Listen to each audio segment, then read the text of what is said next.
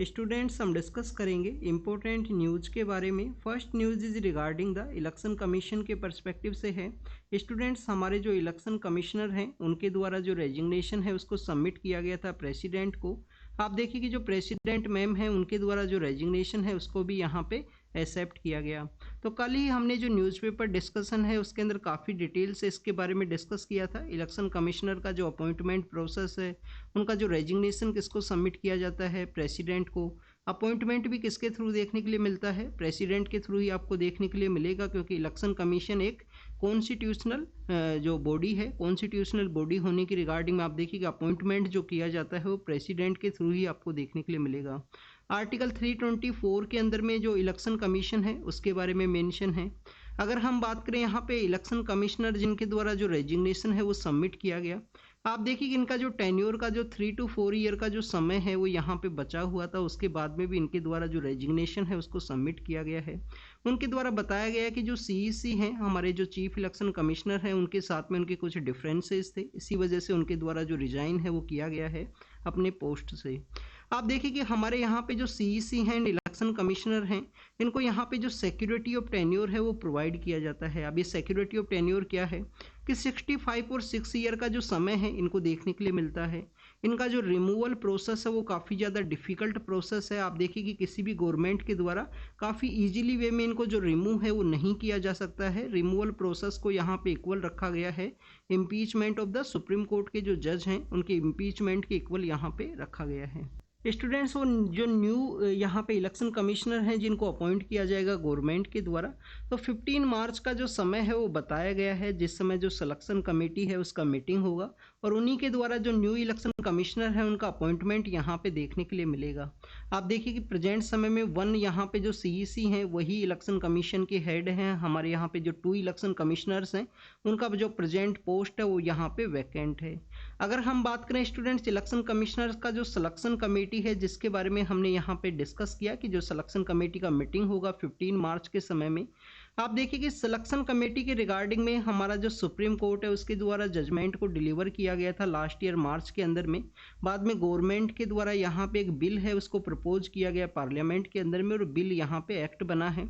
कोई भी बिल है वो एक्ट कब बनता है स्टूडेंट्स, आपको यहाँ पे जानकारी होनी चाहिए आर्टिकल 111 के बारे में, कि प्रेसिडेंट के द्वारा जब बोथ हाउस से वो जो बिल है वो पास होने के बाद में प्रेसिडेंट के द्वारा जब उसको असेंट दिया जाता है तो उस समय जो बिल है वो एक्ट के रूप से एग्जिस्टेंस के अंदर में आता है। तो आप देखिए कि जो बिल था उसको प्रेसिडेंट के द्वारा अपना जो असेंट है वो देने के बाद में वो एग्जिस्टेंस के अंदर में आया और उसके बाद में आप देखिए कि जो सिलेक्शन कमेटी है उसके अंदर में कुछ चेंज किए गए हैं। जो सुप्रीम कोर्ट का ऑर्डर था वहाँ से एक पर्सन है उनको चेंज कर दिया गया। यहाँ पे जो सिलेक्शन कमेटी है उसके अंदर में PM सर हैं। PM सर के अलावा आप देखिए कि कोई भी यूनियन मिनिस्टर है, कोई भी यूनियन मिनिस्टर जो PM सर के द्वारा यहाँ पे नॉमिनेट किया जाएगा वो मिनिस्टर ऑफ होम अफेयर्स भी हो सकते हैं, मिनिस्टर ऑफ फाइनेंस भी हो सकते हैं। और इसके अलावा जो लीडर ऑफ अपोजिशन है, leader of opposition in the Lok Sabha.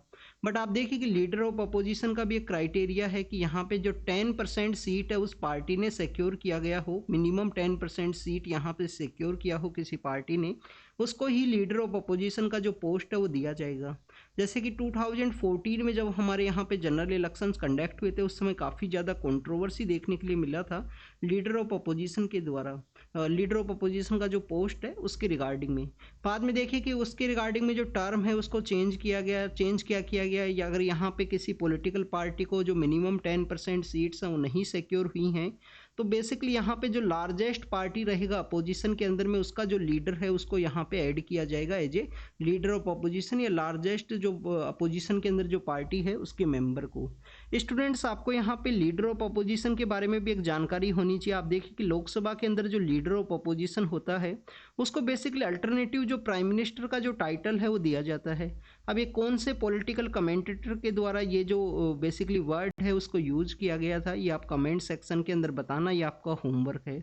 ऐसा ही एक क्वेश्चन है जो बेसिकली UPPCS के अंदर में पूछ लिया गया था 2019 के समय में कि किस पॉलिटिकल कमेंटेटर के द्वारा फंडामेंटल राइट के बारे में ये कहा गया है, प्रियम्बल के बारे में ये कहा गया है कि वो आइडेंटिटी कार्ड है कॉन्स्टिट्यूशन का, किस पॉलिटिकल कमेंटेटर के द्वारा। तो इस तरीके के जो क्वेश्चन है वो भी पूछे जाते हैं काफ़ी बार।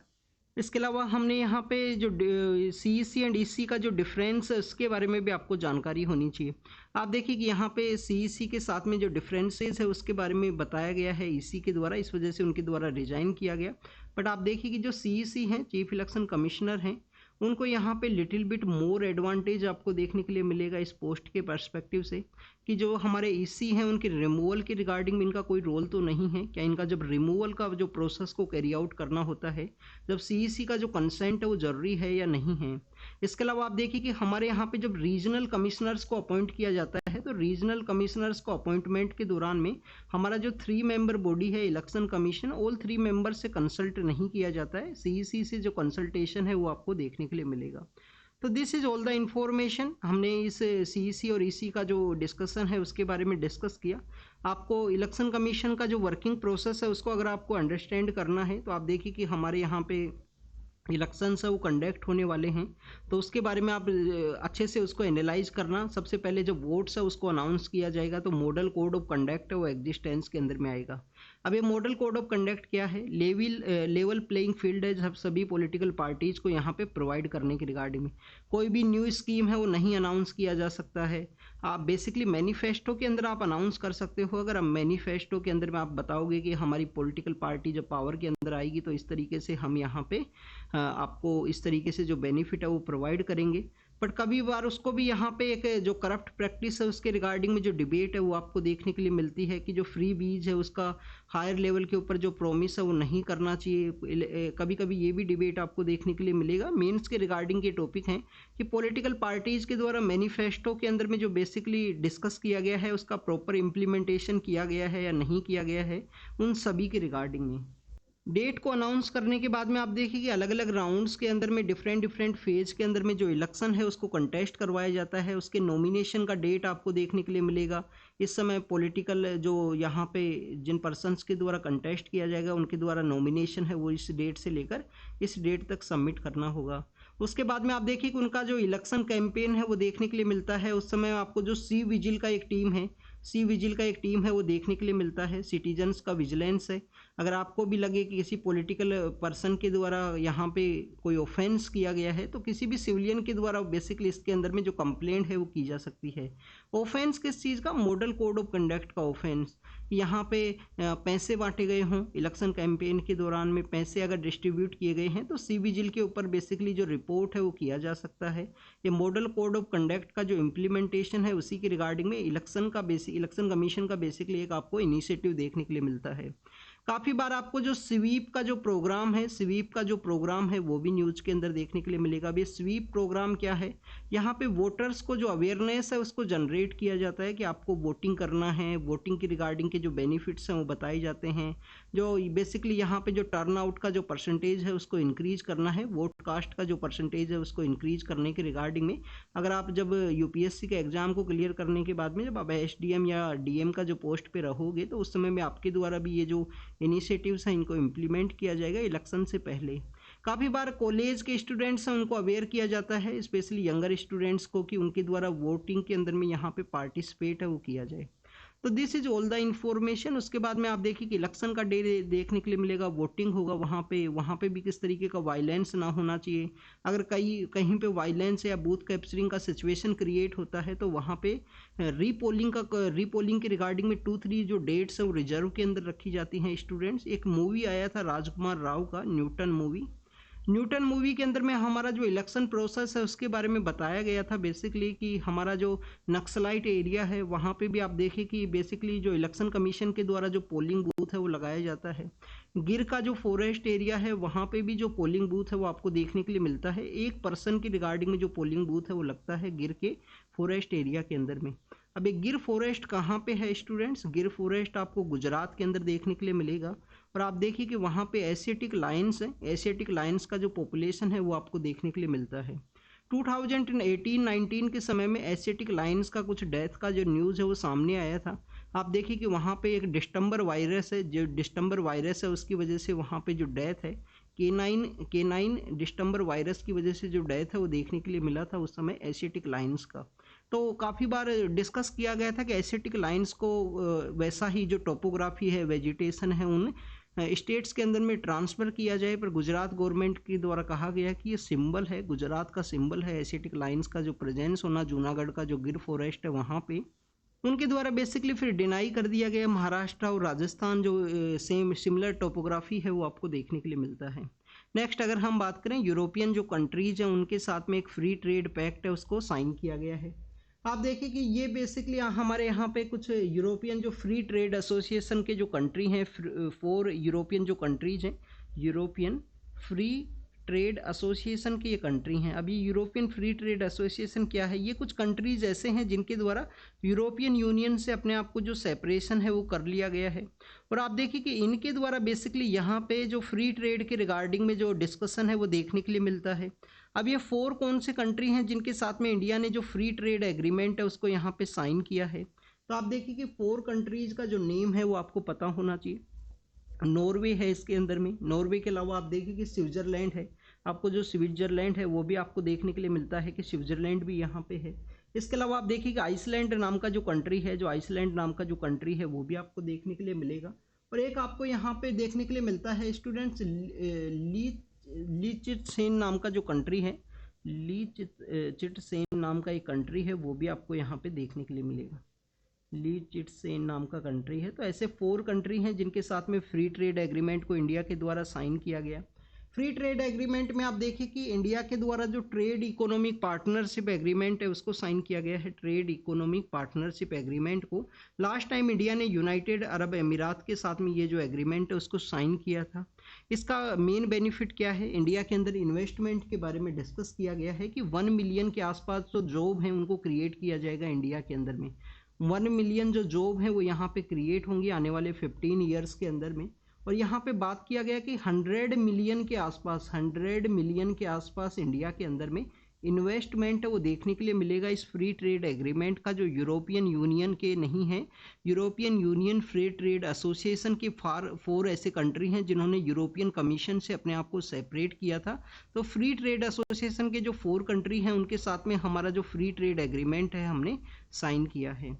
नेक्स्ट अगर हम बात करें स्टूडेंट्स कूनू के बारे में है, कूनू कहाँ पे है, मध्य प्रदेश के अंदर है, शिवपुर नाम का जो डिस्ट्रिक्ट है। होमवर्क है आपके लिए, होमवर्क क्या है, क्या जो कूनू नेशनल पार्क जिसको हम चीताज का जो ट्रांसलोकेशन है उसके पर्सपेक्टिव से डिस्कस करते हैं, क्या वो ओनली एकमात्र जो डिस्ट्रिक्ट है, क्या वो शिवपुर नाम का जो डिस्ट्रिक्ट है उसी के अंदर सिचुएटेड है, यहाँ पे जो डिस्ट्रिक्ट्स है उनका संख्या कहीं 2 तो नहीं है, 2 डिस्ट्रिक्ट्स का जो ट्रांस बाउंड्री है उस एरिया के अंदर सिचुएटेड हो, ये आपको रीड करना है, ये आपका होमवर्क है। अगर आपको समय हो तो आप कमेंट सेक्शन के अंदर भी बता देना स्टूडेंट्स इसके बारे में। तो चीता लाए थे, उनका जो नंबर्स हैं वो यहाँ पे इंक्रीज हुए हैं, नए जो बच्चे हैं उनका जन्म हुआ है, चीताज के जो नए बच्चे हैं उनका यहाँ पे जन्म हुआ है, उसी के बारे में बताया गया है। अब ये जो चीता है वो कहाँ से लाया गया था इसके बारे में भी आपको पता होना चाहिए। आप देखिए कि फर्स्ट टाइम कॉन्टिनेंटल जो ट्रांसफ़र है वो देखने के लिए मिला था, अफ्रीकन कॉन्टिनेंट से हम लेके आए थे। अफ्रीकन कॉन्टिनेंट में कहाँ से लेके आए थे, नामीबिया नाम का जो कंट्री है, साउथ अफ्रीका नाम का जो कंट्री है वहाँ से। अभी साउथ अफ्रीका के अंदर भी हम कहाँ से लेके आए थे इन चीताज को, तो अगर उसी के बारे में भी हो सकता है कभी क्वेश्चन पूछ लिया जाए। आप देखिए कि स्वालू कालाहारी एक रिजर्व है अफ्रीका के अंदर में, यहाँ पे टी लिखा जाता है, स्वालू कालाहारी, स्वालू ये टी बेसिकली साइलेंट रहेगा। और स्वालू कालाहारी नाम का एक बेसिकली रिजर्व है, वहाँ से इनको बेसिकली लाया गया था इन चीताज को। तो this is all the information related to the cheetahs के बारे में है। अफ्रीकन चीता और एशियन चीता का कुछ डिफरेंस अगर आपको रीड करना है तो हमारे यहाँ पे टेलीग्राम चैनल के ऊपर एक एक्सप्लेन नाम का सीरीज है स्टूडेंट्स। एक्सप्लेन सीरीज के अंदर में इनके बारे में मेंशन किया गया है ऑलरेडी, जब इनको लाया गया था 2022 के समय में, तो उसी समय मेरे द्वारा एक वीडियो बनाया गया था, काफ़ी छोटा सा वीडियो है, देख लेना अगर आपको समय मिले तो। इंडिया के अंदर में जो एशियन चीताज हैं वो ओनली ईरान के अंदर में है, उन्होंने मना कर दिया था इंडिया को क्योंकि उनके पास भी जो नंबर्स है 40 to 50 हैं।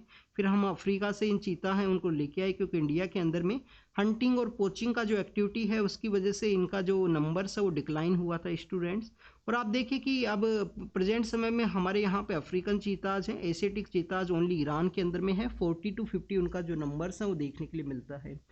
Next is regarding the gig workers के बारे में है स्टूडेंट्स। हम प्लेटफॉर्म वर्कर्स के बारे में रीड करते हैं काफ़ी बार। आप देखिए कि आपने जोमेटो का खाना ऑर्डर किया तो वहाँ पे कोई डिलीवरी के लिए आएगा। आपने अमेजन के ऊपर में कुछ ना कुछ ऑर्डर किया है, बुक आपने ऑर्डर की है, कोई ना कोई आपने यहाँ पे बुक के अलावा आप देखिए कि कोई भी सामान आपने ऑर्डर किया है तो कोई ना कोई पर्सन आपको यहाँ पे डिलीवर के लिए आएगा। तो बेसिकली जो इस तरीके से जो आपका जो वर्क है उसको डिलीवर करते हैं, इस कंप्लीटली जो वर्किंग सिस्टम है इसको गिग इकोनॉमी के नाम से हम जानते हैं। प्लेटफॉर्म वर्कर्स या गिग इकोनॉमी के नाम से हम इनको जानते हैं। ऊबर भी आपको देखने के लिए मिलता है, उबेर आपको देखिए ऊबर भी आपको देखने के लिए मिलेगा जब आपके द्वारा कैब को बुक किया जाता है। ऊबर है, ओला है, इस तरीके के अलग अलग हैं जो आपको देखने के लिए मिलते हैं। तो गिग वर्कर्स के रिगार्डिंग में एक रिपोर्ट है वो सामने आया है, उसमें बताया गया बेसिकली कि जो सोशल सिक्योरिटी है, लैक ऑफ सोशल सिक्योरिटी इनका देखने के लिए मिलता है। मेंटली जो ये आप देखिए कि काफ़ी सारा जो प्रॉब्लम्स है उनके बारे में भी बताया गया। मनी का जो जनरेशन है वो इतना अधिक नहीं है, इतना ज़्यादा नहीं है। आप सपोज कीजिए कि किसी पर्सन के द्वारा एक दिन के अंदर 1000 के आसपास जो पैसा है वो कमाया गया, तो बेसिकली आप देखिए कि जो 350 के आसपास 350 रुपये इनका यहाँ पे डिडक्ट होगा, प्लेटफॉर्म के द्वारा ये जो चार्ज है वो ले दिया जाएगा। तो काफ़ी बार इनके द्वारा स्ट्राइक भी की जाती है कि प्लेटफॉर्म के द्वारा जो चार्ज है उसको इंक्रीज किया गया है काफ़ी ज़्यादा। आप देखिए कि 34% के आसपास जो मनी है वो प्लेटफॉर्म के द्वारा ही चार्ज कर दिया जाता है कि हमने आपको एम्प्लॉयमेंट यहाँ पे जनरेट किया, आप वहाँ पे गए हो, इस तरीके से डिलीवर किया है आपके द्वारा ये। तो प्लेटफॉर्म का जो चार्ज है वो आपको देखने के लिए मिलेगा। राजस्थान जो स्टेट है स्टूडेंट्स, राजस्थान जो स्टेट है वहाँ पे बेसिकली इनकी रिगार्डिंग में इनका सोशल सिक्योरिटी प्रोवाइड करने के पर्सपेक्टिव से एक लेजिस्लेशन है वो एग्जिस्टेंस के अंदर में आया था। अगर हम बात करें टोटल इनके मनी के बारे में तो काफ़ी सारे ऐसे भी वर्कर्स हैं जो यहाँ पे 15 आवर्स वर्क करते हैं कंप्लीट डे के अंदर में, और उनको जो टोटल मनी है वो 10 to 20,000 के आसपास देखने के लिए मिलेगा। तो आप देखिए अगर हम वर्किंग आवर्स से कंपेयर करें तो काफ़ी कम मनी है वो जनरेट होता है इनका यहाँ पे। तो this is all the information related to the gig workers के बारे में है। टोटल जो नंबर्स हैं वो काफ़ी हायर हैं गिग वर्किंग के रिगार्डिंग में। काफ़ी सारे एरियाज़ के अंदर में ये जो वर्क है वो आपको देखने के लिए मिलेगा।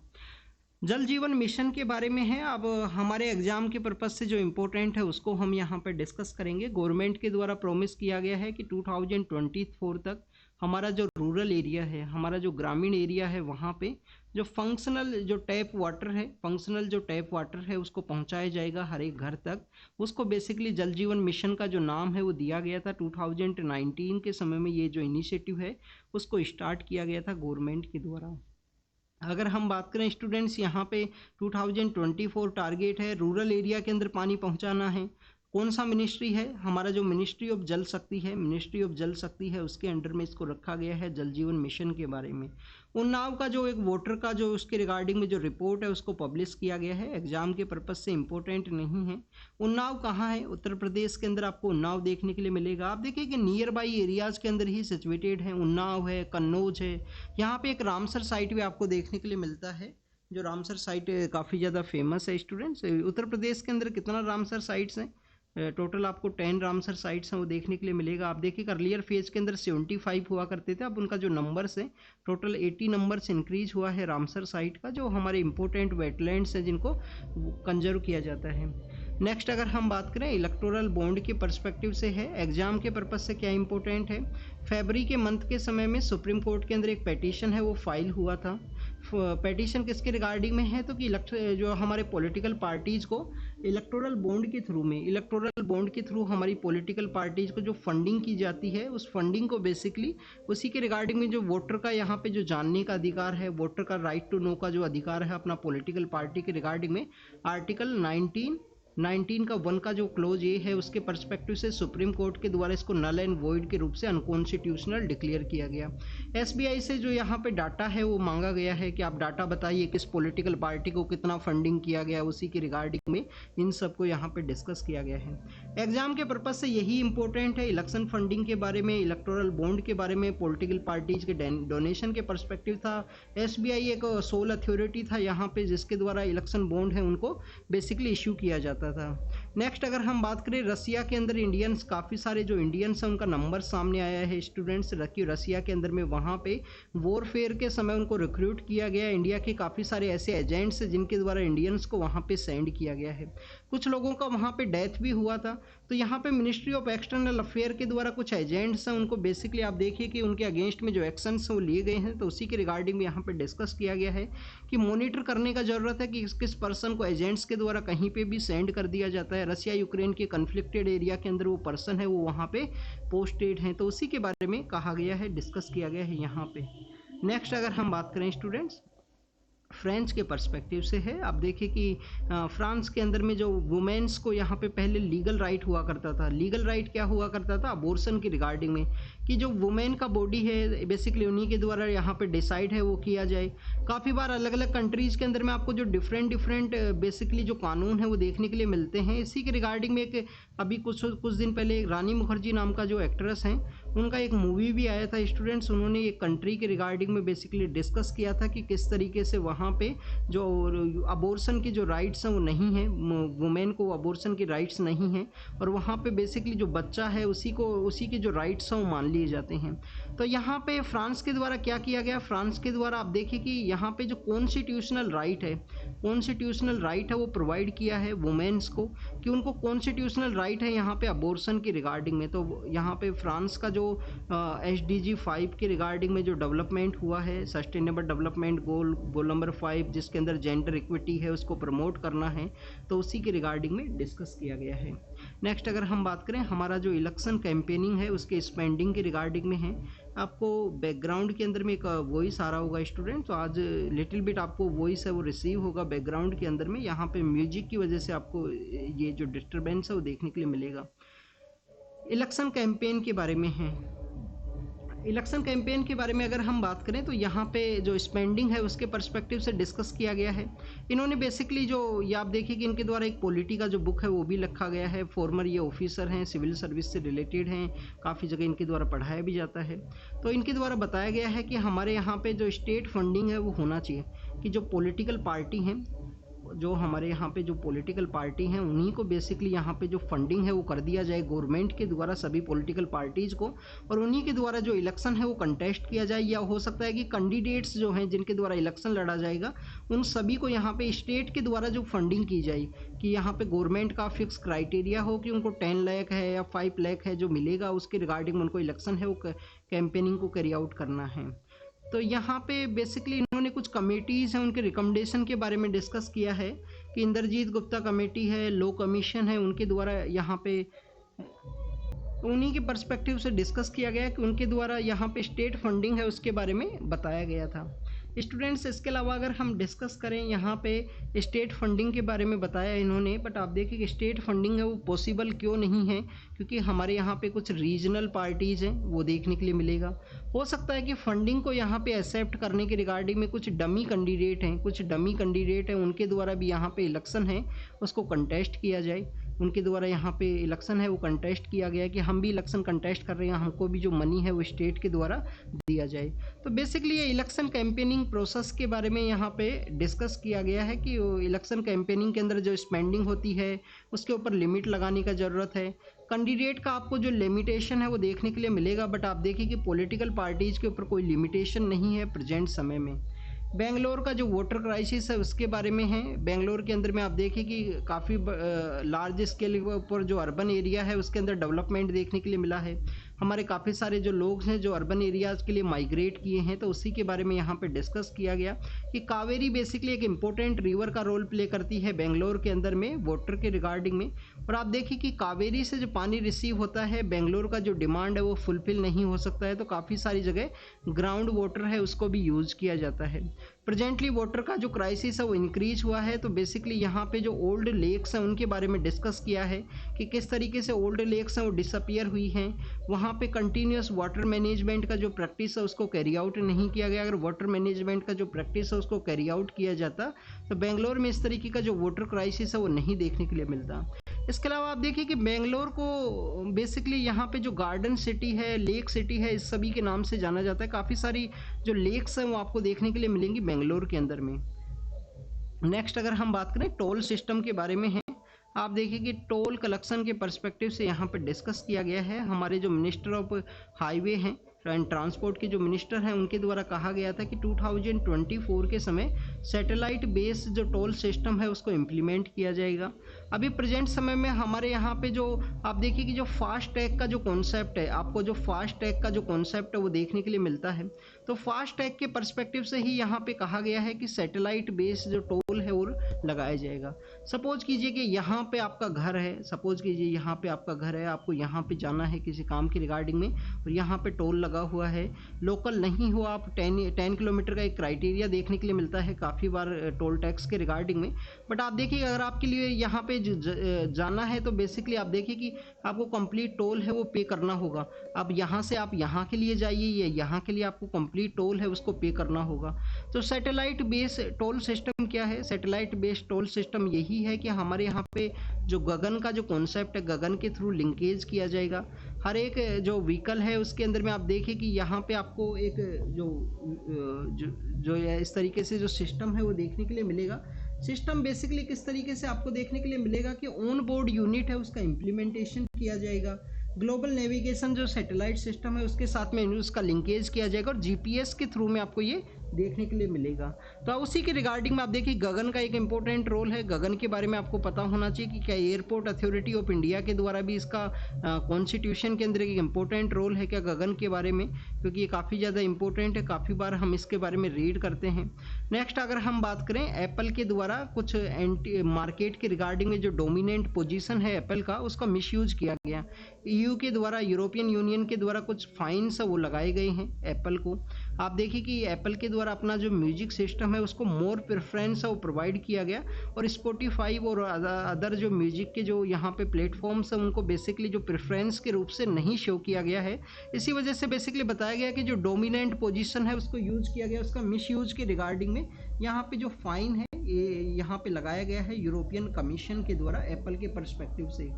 अनफेयर ट्रेडिंग प्रैक्टिस है, डोमिनेंट जो प्रैक्टिस है उसका मिसयूज है, तो उसी के रिगार्डिंग में है। मदिगा जो कम्युनिटी है उसके बारे में है। आंध्र प्रदेश और तेलंगाना के अंदर ये जो कम्युनिटी है वो आपको देखने के लिए मिलती है।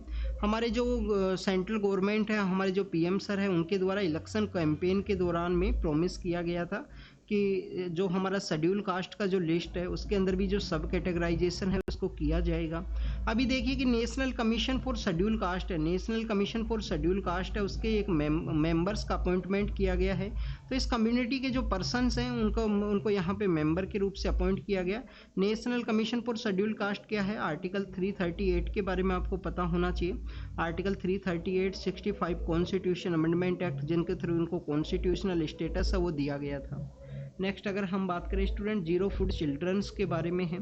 आप देखिए जीरो फूड चिल्ड्रंस क्या हैं। बेसिकली हमारे यहाँ पे अर्बनाइजेशन आपको देखने के लिए मिलता है, न्यूक्लियराइजेशन आपको देखने के लिए मिलेगा। तो काफ़ी ऐसा एक समय आता है कि 24 आवर्स का जो समय है वो बीत गया है, चिल्ड्रन को जो फूड है वो यहाँ पे अवेलेबल नहीं है। काफ़ी बार ऐसे जो इकोनॉमिक डिसप्रिविलेज है, जिन पर्सनस को यहाँ पे डेप्रीवेशन है, आप देखिए कि इकोनॉमिक सिचुएशन सही नहीं है, उनको चिल्ड्रंस को आपको बेसिकली यहाँ पे देखने के लिए मिलेगा। अर्बनाइजेशन को न्यूक्लियर फैमिली को एक मेन, यहाँ पे न्यूक्लियर फैमिली एंड अर्बनाइजेशन को एक मेन रीजन माना गया है, जिसकी वजह से जीरो फूड जो चिल्ड्रंस है वो आपको देखने के लिए मिलते हैं कि 24 आवर्स तक उनको फूड है वो अवेलेबल नहीं है, क्योंकि मदर के द्वारा काफ़ी जो इकोनॉमिक सिचुएशन सही नहीं है, उनके द्वारा दूसरे एरिया के अंदर वर्क किया जाता है, फादर के द्वारा अलग एरिया के अंदर वर्क किया जाएगा। तो उसी को जीरो फूड चिल्ड्रंस के बारे में बताया गया है। इंडिया का सिचुएशन 3rd नंबर के ऊपर है। आप देखिए कि गुयेना नाम का जो कंट्री है वो फर्स्ट है, सेकंड माली है, माली गुयेना, इसके अलावा इंडिया 3rd नंबर पे रखा गया है, जिनके यहाँ पे 19% चिल्ड्रंस है वो बेसिकली यहाँ पे जीरो फूड का कैटेगरी के अंदर रखा गया। आप देखिए कि नेक्स्ट न्यूज़ के बारे में बात करें तो पीएम सर छत्तीसगढ़ के लिए गए थे, वहाँ पे महतारी वंदना योजना है उसका इनॉग्रेशन किया गया, इनके द्वारा कुछ मनी है वो ट्रांसफ़र किया गया है। तो वुमेन्स के रिगार्डिंग में है, जो मैरिड वुमेन है उनको 1000 के आसपास जो महीने का जो पैसा है वो सेंड किया जाएगा गवर्नमेंट के द्वारा डायरेक्ट बेनिफिट ट्रांसफ़र के थ्रू में। तो अपना जो पॉलिटिकल पार्टी है उसके बारे में कहा गया कि जो प्रॉमिस किया जाता है वो डिलीवर किया जाता है इनका पॉलिटिकल पार्टी के द्वारा। तो छत्तीसगढ़ स्टेट का ये योजना है महतारी वंदना योजना। रेल रोको योजना, इस रेल रोको प्रोटेस्ट चलाया गया है फार्मर्स के द्वारा। फार्मर्स कंटिन्यूस प्रोटेस्ट के अंदर में है, एमएसपी के रिगार्डिंग में जो कानून है वो बनाया जाए। गोल्डन लंगूर जो कि एंडेंजर्ड कैटेगरी के अंदर में एबनॉर्मल आपको देखने के लिए मिलते हैं। आप देखिए कि 7000 के आसपास इनका पॉपुलेशन है। आर्बोरियल का मतलब क्या है स्टूडेंट्स, ये जो ट्री है उसी के अबाउ एरिया के अंदर रहेंगे, ट्री से जो नीचे हैं वो नहीं रहा करते हैं। तो गोल्डन लंगूर जो प्राइमेट्स हैं, आप देखिए कि एंडेंजर्ड इनका जो IUCN स्टेटस आपको देखने के लिए मिलेगा। इंडिया के अंदर कहाँ पे पाए जाते हैं, आसाम का जो वेस्टर्न पार्ट है जहाँ पे मानस नेशनल पार्क है उस एरिया के अंदर इनका जो पॉपुलेशन है वो देखने के लिए मिलता है। तो सर्वे के अंदर इनका जो एस्टिमेशन है उसको कैरी आउट किया गया कि 7000 के आसपास इनका पॉपुलेशन है प्रेजेंट समय में। नेक्स्ट अगर हम बात करें हम वर्ल्ड के पर्सपेक्टिव से स्टूडेंट्स, तो आप देखिए कि यहाँ पे बेसिकली रमज़ान के बारे में है। तो रमज़ान का जो मून का जो क्रिसेंट है उसके बारे में बताया गया है। रमज़ान एक बेसिकली एक सैक्रेड मंथ आपको देखने के लिए मिलता है इस्लाम के अकॉर्डिंग में। नेक्स्ट अगर हम बात करें स्टूडेंट्स, यहाँ पे डच होलोकास्ट का जो म्यूजियम है उसके ओपनिंग के रिगार्डिंग में है। तो कुछ प्रोटेस्ट है वो देखने के लिए मिला है इजराइल के पर्सपेक्टिव से वहाँ पे। फ्लड के पर्सपेक्टिव से इंडोनेशिया के अंदर में, और आप देखिए कि नेपाल की जो CM है उनके द्वारा अलायंस को चेंज किया गया था, उसके बारे में हमने डिस्कस किया था।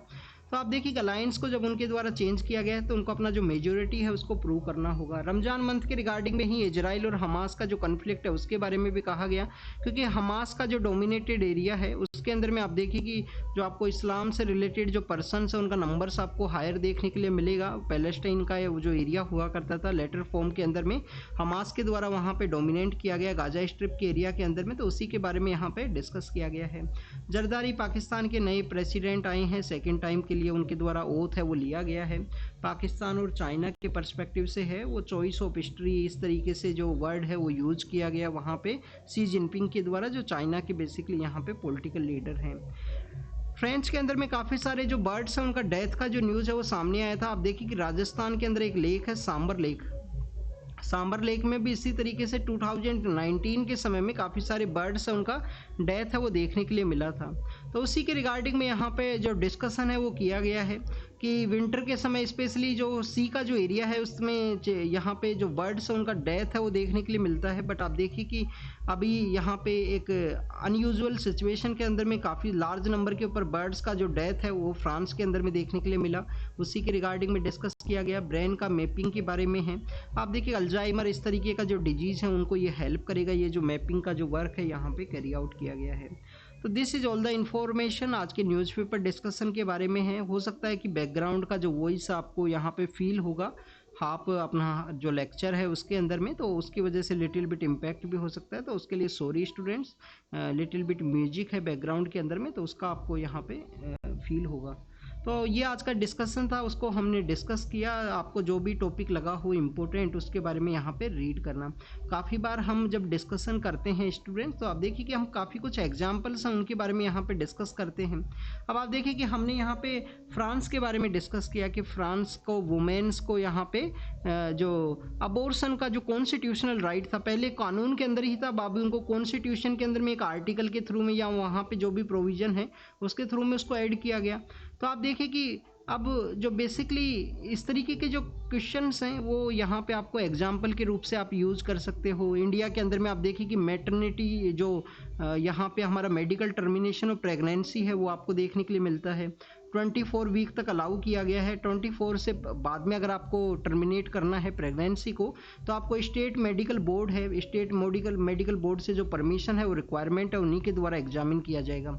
20 वीक तक यहाँ पे 0 to 20 वीक तक 1 मेडिकल प्रैक्टिशनर के द्वारा, 20 to 25 के अंदर में 2 मेडिकल प्रैक्टिशनर के द्वारा इसको डील किया जाएगा, और अगर 24 के बाद में है तो स्टेट मेडिकल कमिश्नर के द्वारा।